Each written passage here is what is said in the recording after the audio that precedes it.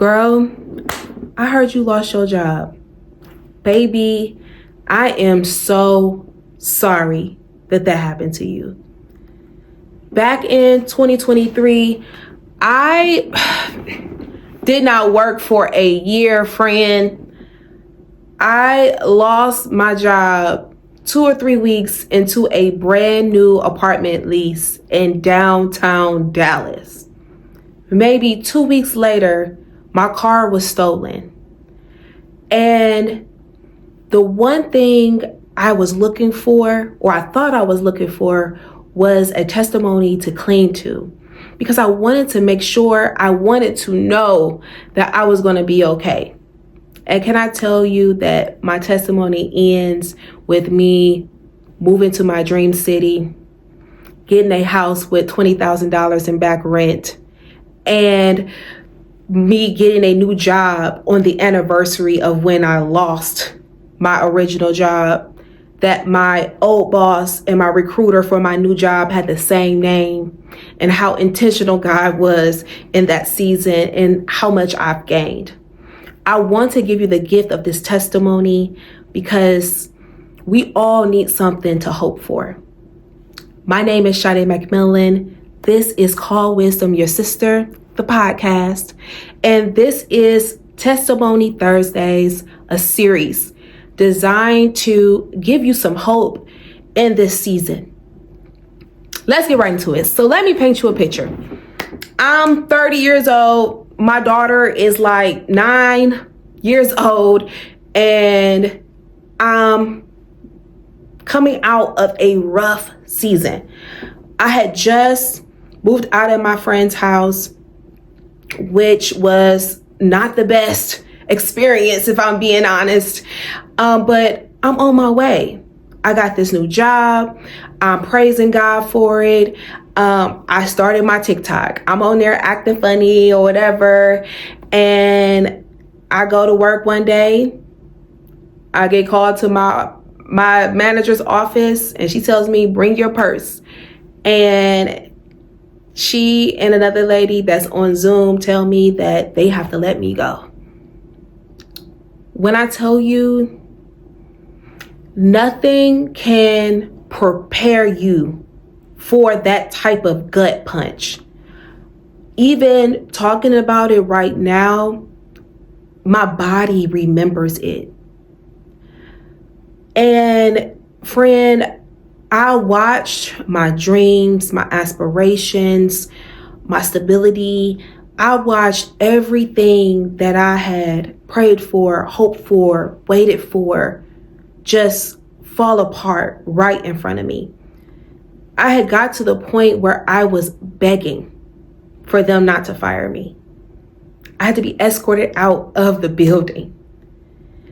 And the first thing I did was I called my cousin, Krisha, and I'm just crying. I'm just like, I just got fired. Oh my God, I just got this new lease. And I'm just like, it's always something. And I'm going off at this point. And she says, I hope you're not going straight home. So I end up going to my friend Gabe's house. And when I tell you that the power of friendship, rather male or female, is so very strong. Because friend, if I had went home, I don't know what I would have did.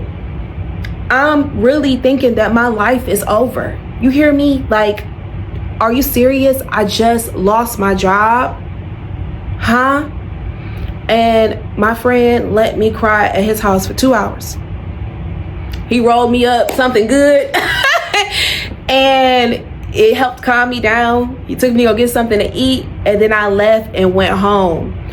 And when I got home, I decided that I'm gonna let myself have this day. I cried till I couldn't cry no more. And I woke up at 6:30 in the morning and I started documenting my journey. I'm on TikTok and I'm like, I think the video starts off like, transparency with Sade. I just lost my job. And It's just a different vibe though, right? Because I just came out of my depression. Before all of this happened, I was depressed for, at 30, at least 15, 16 years. Me and God dug myself out of there, and I refused to go back. I was like, I lost my job, but I'm still not going into this depression. So I started sharing that this is what I'm going to do. I'm going to not binge eat. I'm not going to overdrink. I'm not going to smoke it away. I'm going to trust God on this. I'm going to use whatever framework that this is, and I'm just going to trust God, and I'm going to document it because I think that God is going to prevail, and he did. I'm searching through Indeed and quickly found another job doing some tutoring services. So I'm like, okay, great. Thank you, God. I'm making $30 an hour tutoring some elementary kids and all this other stuff. But I keep hearing the Holy Spirit say, pay your car insurance, pay your car insurance, pay your car insurance. I go to a Bible study event and I get pulled over by the Dallas police. Now, baby, you will go to jail and get your car taken, not even stolen. They will impound you for not having insurance. It is so serious in Texas to have insurance. I didn't have car insurance, not a lick of insurance. My tags, which you can get a ticket for, well, back then you could. I don't know the laws now because I no longer live there, but you could get in trouble for not having your documentation. My tax was like 3 years expired. I didn't have insurance. Do you know this man let me go? He said, you need to take care of this. Everything that was already echoing in my head from the Holy Spirit. I didn't do it. Maybe like a week later, my car gets stolen. And it's so funny because before I started doing this video, I looked at my TikTok because I documented all of this, and I'll put those videos so you can do some reflection with me at the end of this. But that morning, I said that I woke up in anxiety, and I said, you know, I think that this is spiritual. And so I'm going to just talk about in this video what I'm grateful for. I'm saying like how I'm grateful for my friends, grateful to have a friend, a male friend that I could be safe with. That male friendships are so very important because you just never know, like men and women give so many different things, and some of it is the same and some of it is different. The way women handle tragedy and the way that men handle tragedy is very different, and I needed my male friend at that time, and there was no sexual exchange necessary. We were just really good friends. I was saying that I was grateful for my life because had this been 2 or 3 years ago, I would have committed suicide. I was sharing how I suffered from suicide ideation, and how when I'm telling people, like, I'm glad that you are still here with me. I'm glad that you're still here with us. I'm glad that you're still living, that I mean it, because I should not be alive. And then later on that day, I'm getting my daughter up for school. We're walking out to the garage and my car is not there. This parking garage is probably like 4 or 5 levels. We go up every level. Car's still not there. I'm thinking maybe they towed it, right? And so I'm starting to get anxious. I'm starting to get irritable. I'm starting to like feel myself cry. So I said, before I fall out, let me get this little baby to school. I call her dad. Hey, my car's not here. Please come take her to school. Took her to school. Great. She got there. Awesome. I go to the leasing office and they confirmed that my car was stolen. And my response was, I'm still not going into this depression. I had spent so much of my life in darkness that I refused to go back. And even after that, I decided that I was still going to have my housewarming party. I had already planned it. I had just told everybody, if you're going to buy something, just give me the money because I need to pay bills. And the best thing that happened with that the testimony within the testimony is that I found out that God's provision isn't just money. Sometimes it's kindness. I called the people I was working for at the tutoring company, told them what happened to my car, and I had a 2-week contract with them because this is right in February. Kids are getting ready to get out for spring break, and they Ubered me to work for the rest of my week or 3 weeks that I worked for them. Blessings. I didn't have to pay them back. They paid me my wages, and that was it. And through that, I remember a friend telling me, like, maybe you shouldn't be sharing all of this stuff on the internet. It's not time. And I told her, I said, people always share when the thing is done. And I want to share as I'm going through. We have pastors and prophets and the Bible to tell us the end before we get to know the in between. And I wanted to be the person that allowed my faith to speak out loud. And she felt like I was trying to force a blessing and things of that nature, but it was like a deterrent to stop sharing, to close my mouth, to go into hiding. And I told her, like, I'm not going to hide. No, I'm going to share the things that I'm going through because I know I'm not the only one. And I'm going to have this housewarming party because to be able to go through life with community is the most beautiful thing ever. I refuse to go back into depression. I refuse to go into hiding. I refuse to be ashamed. And I kept on sharing.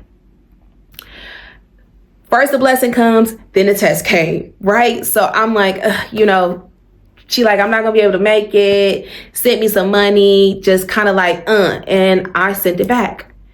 I learned that money has energy attached to it. And if someone is not in agreement with what you're doing, don't take the money. And I was tested on that. I finish up my contract with the tutoring company and they offer me another contract. And I'm like, yes, ma'am. Yes, sir. I need this money. Yes. Because I got bills, because I got a new lease. But they say we cannot Uber you this time. So I'm like, okay, like, let me get my money together so I can Uber to these places. But they were so far. And so I accepted the contract and I didn't pray about it until that morning. I'm getting all my stuff together, getting ready to leave out. And I stop in my tracks and I'm like, I didn't pray about this. And I'm like, God, I know I'm a little late. I didn't pray about if this contract is what you wanted me to take. Because remind you, I am following God in this. I'm like, I need to pray about everything. I am very, very serious about this because I've tried to smoke it away. I tried to drink it away. I tried to sex it away. I tried to date it away. I tried ignoring it. I tried escaping. And I knew that I had to face this misery. I had to face situations and hardship and trials and tribulations and afflictions head on. And so when I prayed, it was just like, yeah, you didn't pray. And I'm like, let me pray real quick. I prayed. I said, God, like, if this is something you want me to do, then make it clear to me. And if it's not something you want me to do, make it so clear to me that it's undeniable. And I had just bought the Tony Evans. Shout out to Pastor Tony Evans. Yes. I had just bought his study Bible. So I'm packing all this stuff in my little book bag and I stuffed this big old Bible in there as well.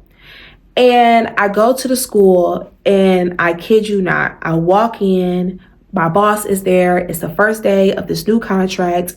And the vice principal, who is a white lady at this predominantly black school in the middle of the inner city, Dallas, calls these kids dummies right in front of us. I'm telling you, this lady called the kids dummies right in front of us. The whole tutoring the reason why like we were doing tutoring, why tutoring was a big, money grab at that time, is because House Bill 4545 was trying to help, air quote, kids that went through COVID that wasn't meeting their benchmarks, right?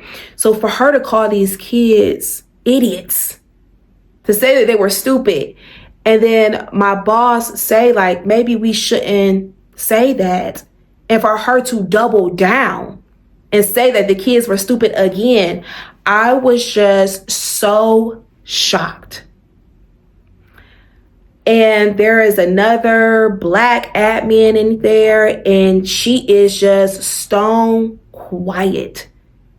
And I'm like, I pray for clarity, and here it is. And I'm thinking, oh, I can be here, champion for the kids, and blah, blah, blah, this, and blah, blah, blah, that. I go up to the classroom, baby, it is chaotic. Not only is it chaotic, it is hot. There's no AC. The teachers really don't want us there. And it was just like, it was difficult. The lady, the vice principal, was nasty. And I was like, yeah, God, it's going to be a no. Because my other contract, the first one that I had, it was just so easy to do. It was just like, when God is in something, when it's ease, or when he gives you peace in chaos. Either you're going to have ease or you're going to have peace. I had no peace. I had no ease. So I told the company, like, I can't go back to that school. Let me go to another one. And I was like, okay, God, maybe I'm not supposed to go to this school. Let me go to the other school. And God was like, you said make it clear that this is not for you. But still, I wanted to make sure, I go to the new school and none of the kids are showing up because the school is not coordinating, and they really don't want us in their school tutoring their students because of school politics, whatever. And the admin and the people that own the tutoring company, they tell me if they don't show up, just have them sign in on the day that they do for all the days that they missed. Now, if they did not show up, we didn't get paid. And if they did show up, you have them sign in and you will submit it to the state, and they will deduct how many hours these kids could have. So you got so many hours to be a part of tutoring. So when you sign, you're losing an hour. So to me, I'm like, oh, we're stealing from kids because the kids are not showing up, but you want me to have them sign this paper and say that they were, so you can get paid, so I can get paid. That's stealing. And I was like, ugh, God. I did the contract for maybe like 2 weeks, and God was like, do you think that I would send you somewhere to steal from some kids? This is not right, Sade. You need to leave. I said, okay. I call the admin and the owners and I say, hey, I'm not going to be able to do this, and I need to go in and fix my timesheets because this is stealing. I'm only going to allow you all to process the hours that the kids were truly there because they would pop in and pop out. And I cannot sign another contract with you all because I'm on a faith journey. I'm basically saying like, I can't go east with y'all. And if you believe in God the way you say you do, because they were very, we believe in God, we're faith-based, we care about taking care of kids and X, Y, and Z and blah, blah, blah, this. And I was like, if you really care about the kids, if you really care about God the way you say you do, you would stop doing this because it's not going to be fruitful for your business. They said what they needed to say. I said what I needed to say. And I left $5,000 on the table. Do you hear me? I needed that for my rent. But I knew if I got the money in the wrong way, I was pushing myself out of alignment. I get my final paycheck. It's enough to get some groceries, put some stuff up, but it's not enough for my rent. And God was like, okay, bet. He said, don't run from this. Don't you run. He says, go downstairs and face this head on, because downstairs is where all the people are at. You know, they call and asking, where is they rent? And so he's like, go down there and tell them the truth. So as I'm typically a person that runs and hides from, you know, any type of hardships, just closing my eyes and hoping that it goes away, this is a big leap for me. So I go downstairs and I'm going into the office of the apartment. And this is not one of those apartments where it's just like, you know, the owner. This is like a chain, like it's owned by someone. They are a management company that owns this apartment. I go in and no one's in the office except for one of the like assistant managers. When I come in there, this lady is doubled over in pain, like over her desk. I start praying for this lady, and I'm praying that God will remove the pain from her back. I'm praying that she will have good health. I'm trying to help her up. And this lady looks at me and says, your faith is so admirable. I don't know if the pain left her at that moment. I have no recollection of that. She didn't tell me that, but it was something about me coming in and praying for her and helping her that hit her heart. And I learned that in that moment that God's provision isn't just money, it's kindness. For months,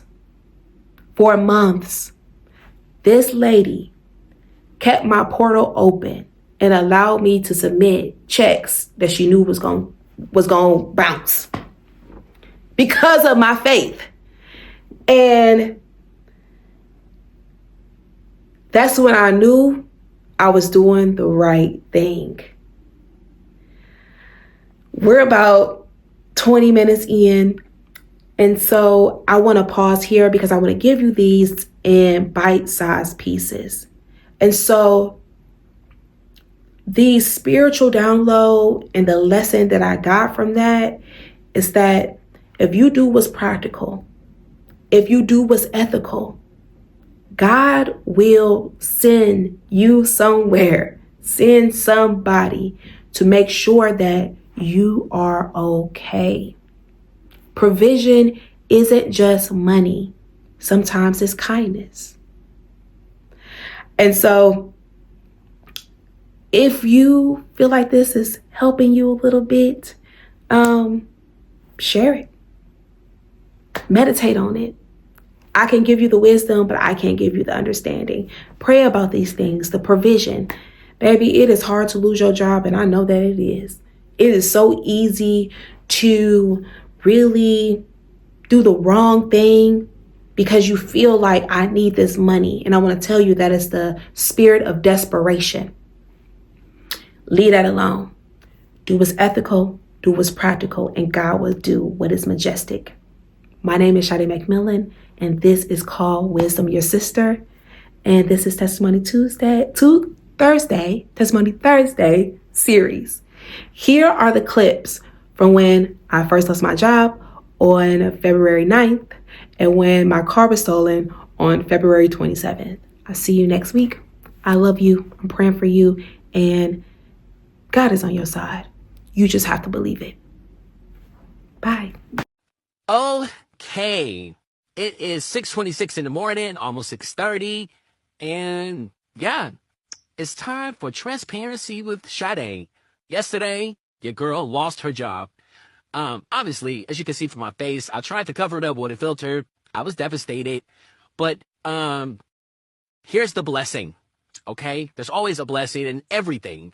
I have the most amazing people in my circle, in my corner, rooting for me. I was able to go to one of my friend's house yesterday and really just debuckle. Really let it out, and that's a blessing. Everybody doesn't have that, so I'm taking that blessing with me.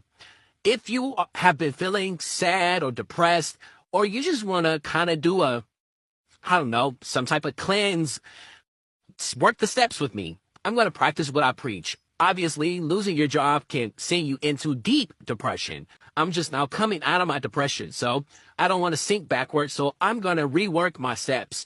And step number 1 was to No smoking, no drinking, no binge eating, nothing that is going to distract you from the actual issue. Number 2 is self-awareness. So I'm going to meditate and think on that job, and I'm going to let God send me in the right way. So work these steps with me. And yeah, stay tuned for updates. Bye, guys. Good morning. I woke up with some anxiety, and I feel like my anxiety in this season is all spiritual. So I'm going to combat that by telling all the reasons why I'm grateful to God for this season. One, I'm grateful for my life. Um I haven't really taken the time to do a like about me on my page, but yeah, I have a predisposition for suicidal tendencies. I tried to commit suicide when I was 14 and nobody cared. Like my mom knew, my stepdad knew, nobody thought like, oh, like she really just downed a half a bottle of pills and we should probably like get her help. I didn't even go to the hospital. I don't even know how I'm still alive after that. Um, and it's something that always stuck with me that is not a big deal. So my mind, and I have ADHD. Okay. And so my mind is always like when something goes wrong, it's, oh, I don't want to be here. And that's why a lot of my content is me saying that I'm happy you're here because I legit am. I am because I know it's hard because I battle it all the time. It's scary. And number 2, I'm grateful for my family and my friends. And when it comes to friendships, stop having sex with people so quickly. Because my male friends are like the epicenter, really, honestly. And I don't know if we could have been friends if I had met them and we decided that, yeah, let's have sex and ruin all possibilities of having a relationship outside of romantic parameters. Male opposite sex friends or opposite, like if you have feminine energy and they have male energy, those opposites, oh my God, in friendships are dynamic. I mean, I have been able to really look at myself differently as a woman because I'm not lacking any masculine energy and I don't have to outsource it to, romantic relationships.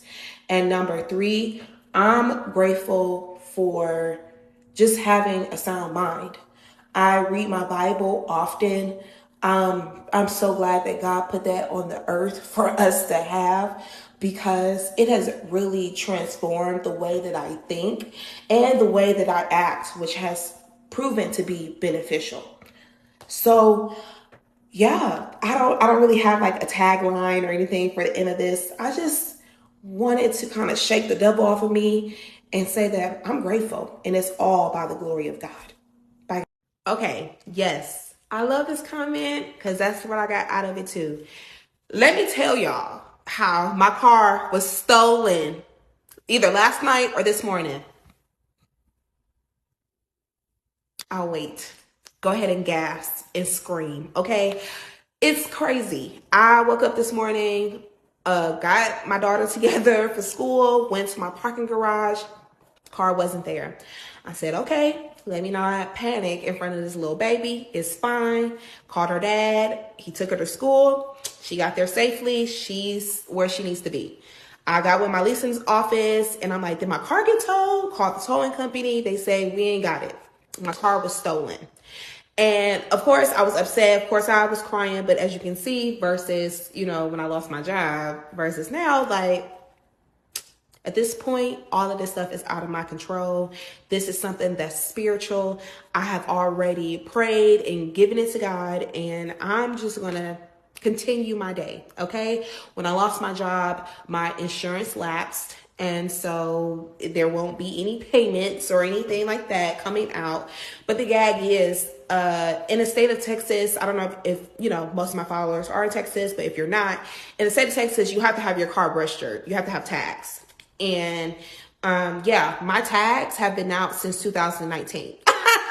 So if somebody is riding around in my car, and the police, run the license plate, like, you're going to get pulled over because the tax has been expired for almost 4 years, because we have toll rolls and I haven't paid my tolls because I haven't been able to afford it. So yeah, I trust God and not what I see. And also, I lost my apartment that I was living in when the assault happened. And I had just, like, my old apartment had like an air of depression in it, because that's the first place I moved into after my mom passed away. That's the first place I went to after I was assaulted by that creep on the side of the freeway. And I spent a lot of time agonizing in there.